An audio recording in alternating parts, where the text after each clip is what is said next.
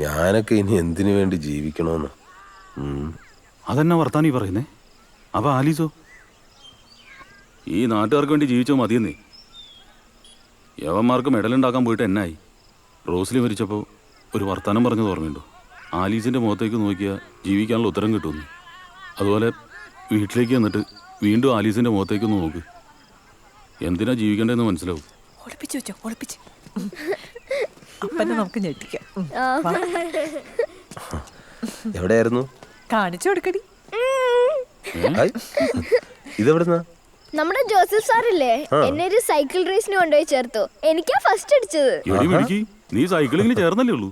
Joseph sir ആളെ കൊള്ളാലോ. Cycling ഇനിയും പ്രാക്ടീസ് ചെയ്യാൻ പറഞ്ഞു സാറ്. ഇവളുടെ കഴിവ് സൈക്ലിങ്ങിലായിരിക്കും. പറയാൻ പറ്റിയല്ല. മാഷ് പറയാറുള്ള ഒളിമ്പിക് മെഡലേ കട്ടപ്പനയിലേക്ക് കൊണ്ടുവരുന്നത് ചിലപ്പോൾ ഇവളായിരിക്കും.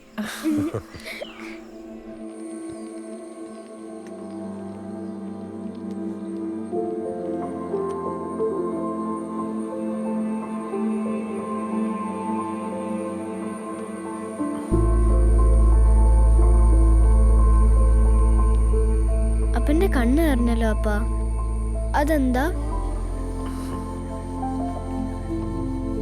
അപ്പം കരയാതിരിക്കാൻ വേണ്ടി ഞാൻ എന്തും ചെയ്യാം.